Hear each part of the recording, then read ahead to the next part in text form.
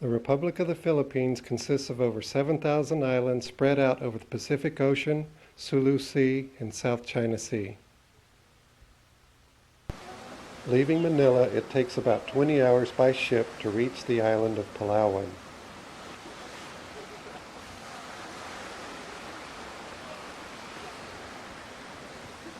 Palawan is a beautiful island that is the home of some very unique plant and animal life. Down. I mean, sideways. Ay, ano na? Palawan is also the home of a unique people. Far back in the lush interior of the rainforest live a colorful people known as the Batak.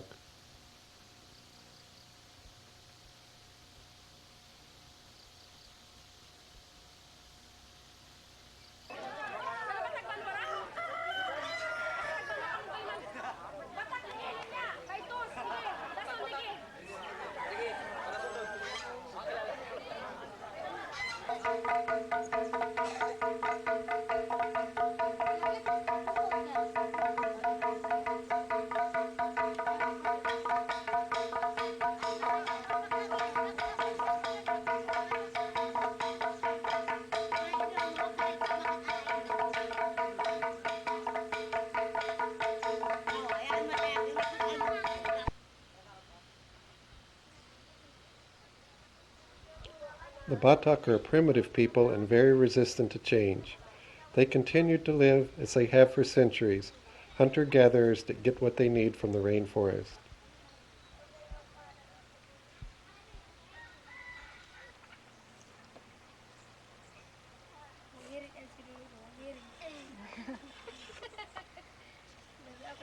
Missionaries first began working with the Batak in 1931. They faithfully labored for many years in spite of seeing few results. The Batak's nomadic lifestyle and resistance to change made them very difficult to work with. In the past, they would make around 50 moves like this every year.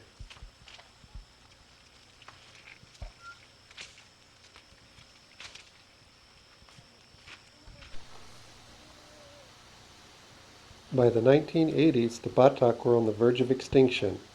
With only about 250 people left in the entire tribe, anthropologists predicted they would be gone by the year 2000. When we began working with the Batak, our first challenge was to find them. We finally located them in this valley.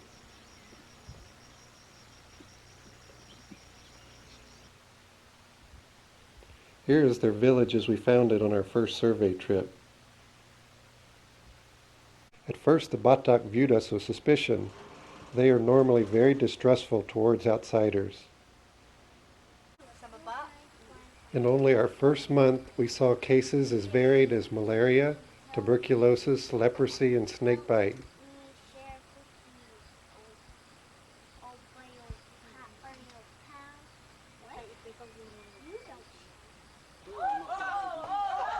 After we settled into the village, we began to study the Batak language. Their language is unwritten, and learning it is a very slow process.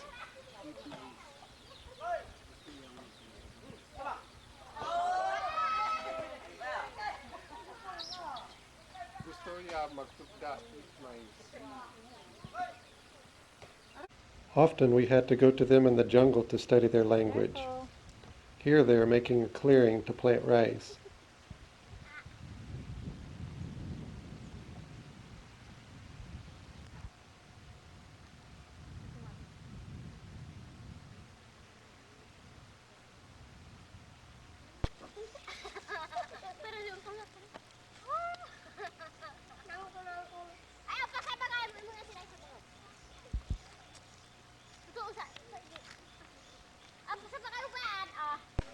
As we began to learn their language, we were amazed to find it contained no word for thank you or any other word that shows appreciation.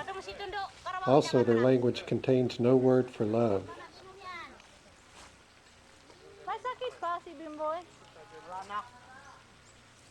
We also found out why the Batak have such a fatalistic outlook on life. The Batak believe that God cursed their tribe at the beginning of time. Because of the curse, they would always wander the jungle, never having a permanent home.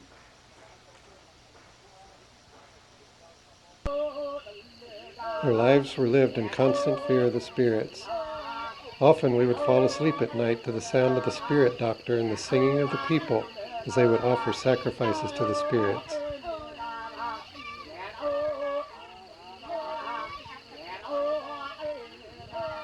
We looked forward to the day we could tell them that Christ had died for them and offered freedom from the bondage that they were in.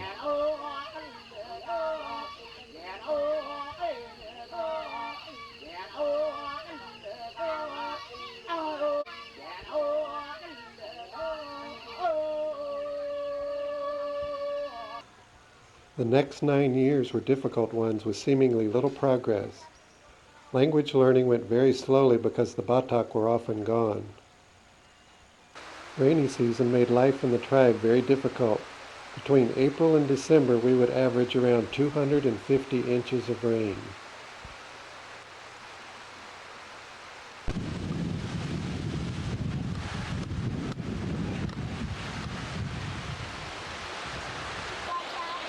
In addition, powerful typhoons made the river impassable for weeks at a time. Getting supplies was almost impossible and travel very dangerous. Tropical diseases were a constant plague. Our family suffered malaria over 60 times. What if One night our house burned, along with many of our belongings.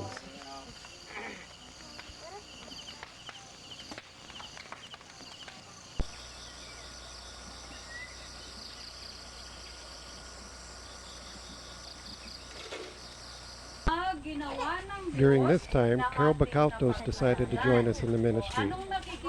She speaks the Cuyunan dialect, which is closely related to the Batak language. She began in Genesis and through the months taught completely through the Bible. Ay, kahoy. Yan, pati kahoy. Siya rin ang gumawa. Mayroon ka pang nakita? Punti. Ay, may punti. Ay, mabilis si Jerry. Galing talaga, no? Sabi ni Jerry, pati punti.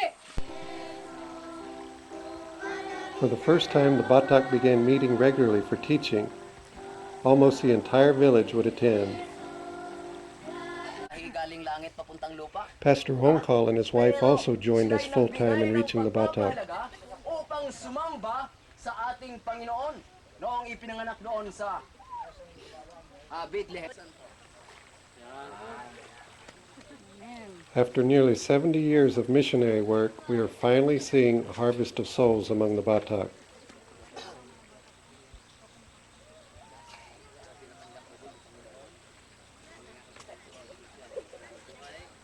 Sa pagkamasunurin, ngayon ay babautismo kita sa pangalan ng Ama at ng Anak at ng Espiritu Santo.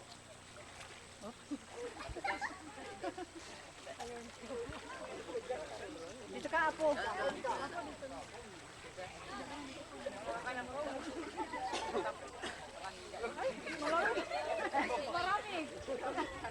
At one time, there were only 19 sickly individuals in our village. Now there are often 70 in church.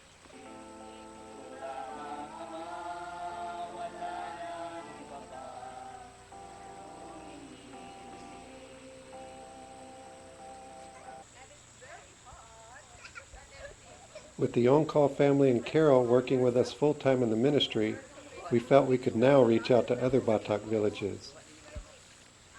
The village of Mangaping is located far in the interior.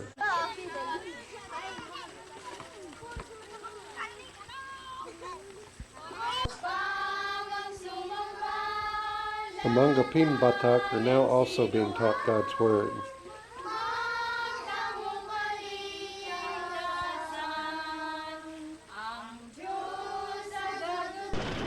In the year 2000, we felt that God would have us expand our ministry to include people living in the lowlands. This covers a vast area where there are hundreds of thousands of people who have never heard the gospel of Jesus Christ.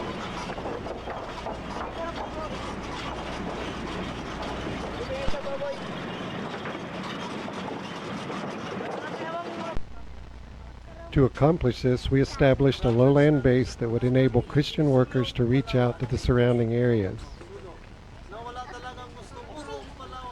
It is also used as a Christian retreat for young people.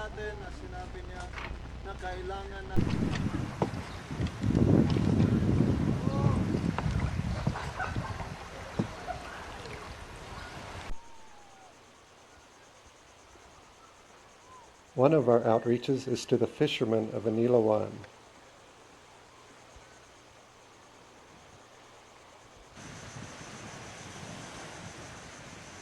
In the Philippines, fishermen have a very dangerous occupation. In small outrigger canoes, they ply some of the most unpredictable waters in the world.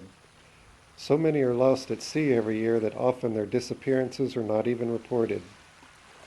Here our neighbor is sailing into an evening storm to begin his night's fishing.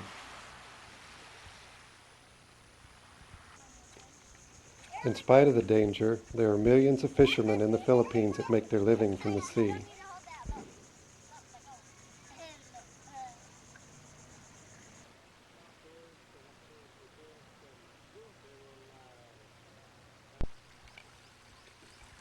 Though they number in the millions, there is little missionary work being done with them.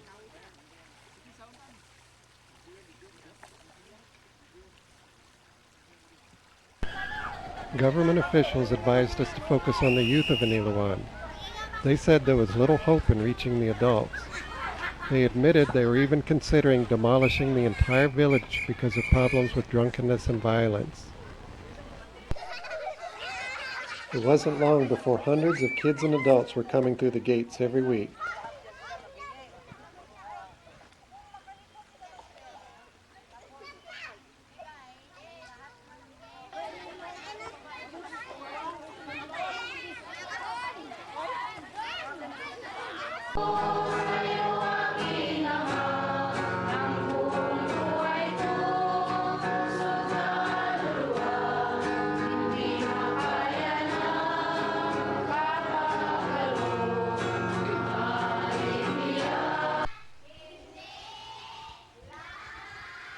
As young people inside the youth center were being ministered to, outside the political situation was deteriorating.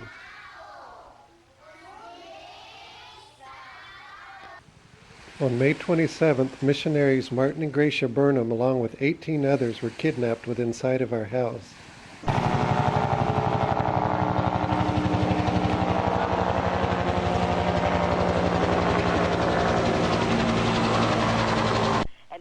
The Abu Sayyaf claim responsibility for the kidnappings. They are a Muslim militant group with ties to the Al-Qaeda network. Which is the area where the Abu Sayyaf operates. Martin Burnham, one of the 3 American hostages. The kidnappings had a profound effect on our area. Foreigners were evacuated and soldiers began pouring in. Sama?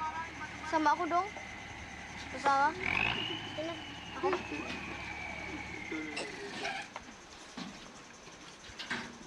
Ikaw muna! Kristen quit. Ayos na? Next, the Communist New People's Army began staging attacks in our area. Carol Bacaltos, one of our workers, was caught in the crossfire of one of these attacks. By God's grace, she escaped unharmed while the person she was talking to was shot in the head.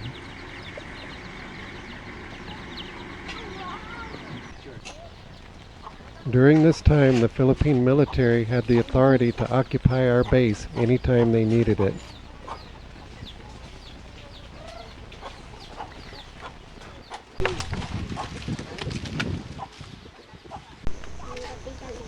It was also during this time that we received the news of the terrorist attack against the United States on September 11th.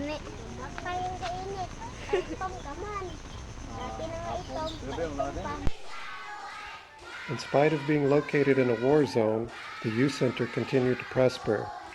In a 6-month period, over 100 adults and children indicated decisions for Christ.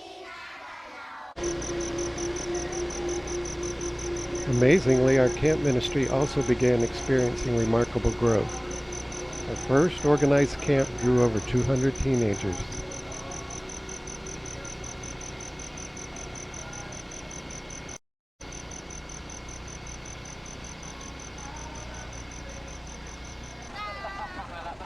In spite of the fact that our facility was only partially complete, the groups continued to arrive and get larger.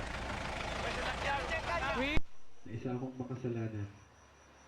At wala akong magawa na ligtasin yung sarili ko.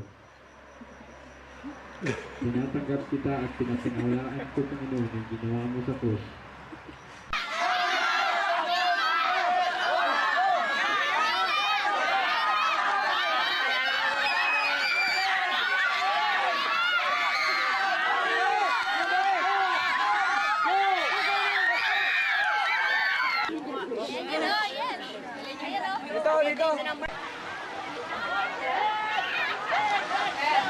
But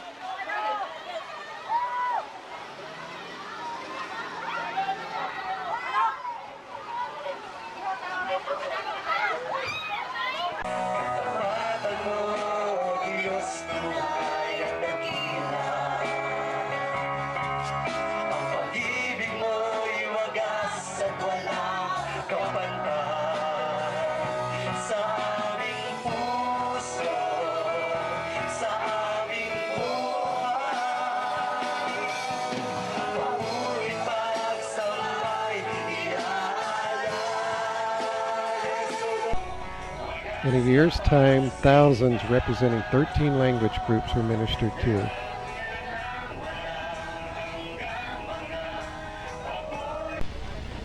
Also, over 30,000 meals were cooked using firewood.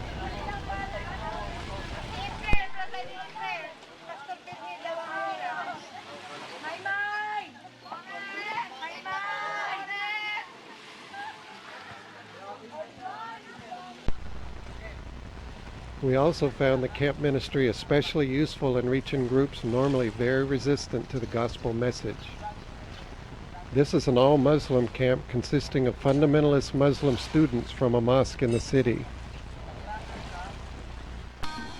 This group is made up of 7 tough street gangs, also from the city. 2 of the gangs present had fought the previous week and 1 person had been killed. On the last night of the camp, this young man asked to speak. He is the head of one of the largest and most violent of the gangs.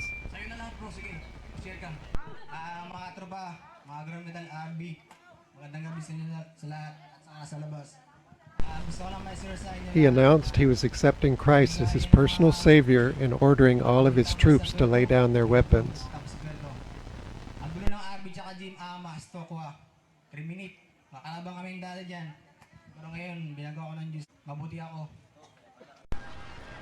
As our camp ministry continued to grow, we began experiencing opposition from a neighboring beach resort owner. We were formally accused of using our missionary activities as a front for a huge criminal organization. Fortunately, the charges against us were eventually dropped. Next, our workers were targeted. Here, one of them is being arrested after attending Sunday school.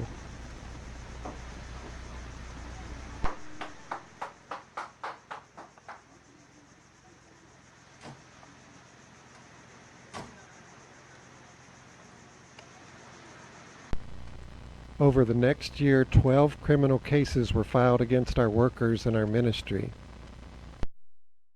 During the same time period, we began 2 new works. One was a tribal outreach, and this one was to the village of San Rafael.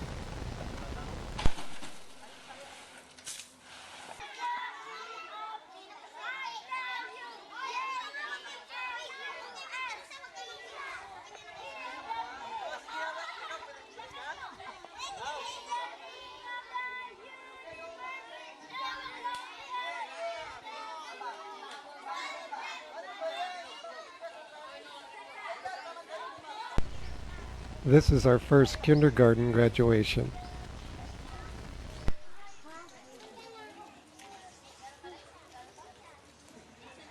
Jesus is the Son of God.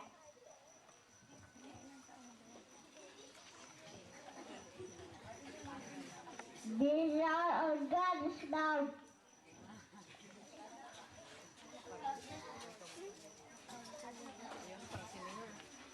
John 20, 28. As we return to the U.S. for furlough, please pray for our workers as they continue to labor in this troubled part of the world. Marlene De Jesus,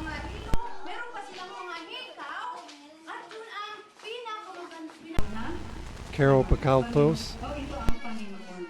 Okay, so ang salita niya, the Tolentino family, Jean Montero,